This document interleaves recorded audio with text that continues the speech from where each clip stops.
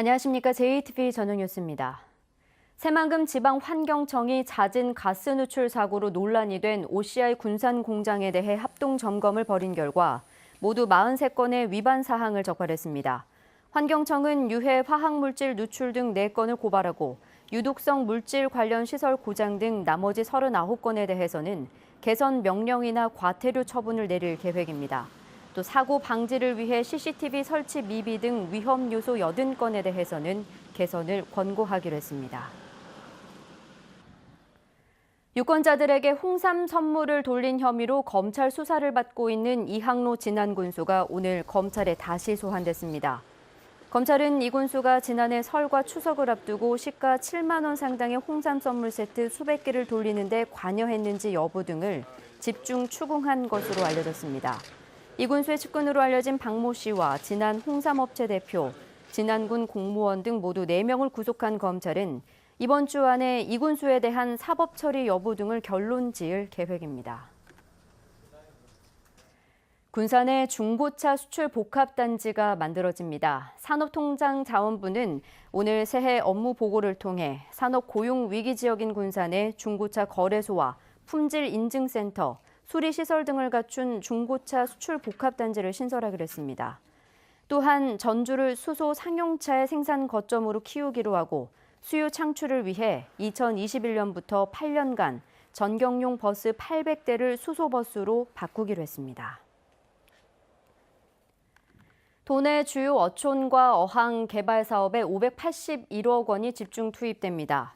전라북도는 정부의 어촌 뉴딜 300 사업에 응모한 결과 군산 무녀 2구항과 명도축, 고창 동호항, 부안 대리항과 식도항 등 5곳이 선정돼 수산과 휴양시설을 조성할 수 있게 됐다고 말했습니다. 어촌 뉴딜 300 사업은 어촌과 어항을 통한 통합개발에서 해양 관광을 활성화하고 어촌의 활력을 도모하기 위한 것입니다. 국토교통부 새만금개발청이 내일 새만금에 있는 새 청사에서 청사 이전 기념식을 엽니다. 새만금개발청의 새 청사는 새만금개발공사가 입주한 한국농어촌공사의 새만금 산업단지 홍보관입니다. 새만금개발청은 새만금 이전으로 새만금 사업을 보다 속도감 있고 현장감 있게 추진할 것으로 기대했습니다. 전북교육청이 오늘부터 열흘간 정시지원 수험생을 위한 1:1 대면 상담실을 운영합니다. 도교육청 7층 진학지도실에 마련된 정시지원 대면 상담실은 32명의 일선학교 진학교사들이 참여해 오후 2시부터 밤 9시까지 선착순으로 진행됩니다. 군산과 익산 지역 수험생들을 위한 대면 상담실은 각 지역 교육청 내에서 20일부터 이틀간 진행됩니다.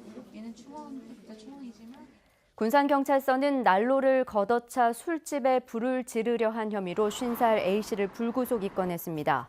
A씨는 지난 16일 밤 9시 반쯤 군산시 나운동의 한 술집에서 석유 난로를 넘어뜨린 뒤 종이 상자를 던져 불을 지르려 한 혐의를 받고 있습니다. 당시 술에 취해 잠이 든 A씨는 아내가 갑자기 깨우자 홧김에 난로를 걷어찬 것으로 조사됐습니다. 밤사이 중국발 스모그가 유입되면서 다시 공기질이 나빠질 전망입니다. 보통 수준을 회복했던 초미세먼지 농도는 내일 다시 나쁨 수준으로 치솟겠습니다. 되도록 야외 활동을 자제하고 불가피하게 외출할 땐 마스크를 꼭 챙기시길 바랍니다. 내일은 가끔 구름만 많은 가운데 기온은 오늘보다 조금 더 오르겠습니다. 전주의 아침 기온은 3도, 진안은 영하 2도가 예상되고 한낮에는 전주 12도, 무주와 진안도 9도까지 올라 평년 수준을 크게 웃돌겠습니다. 당분간 큰 추위 없이 대체로 맑은 날씨가 이어지겠습니다.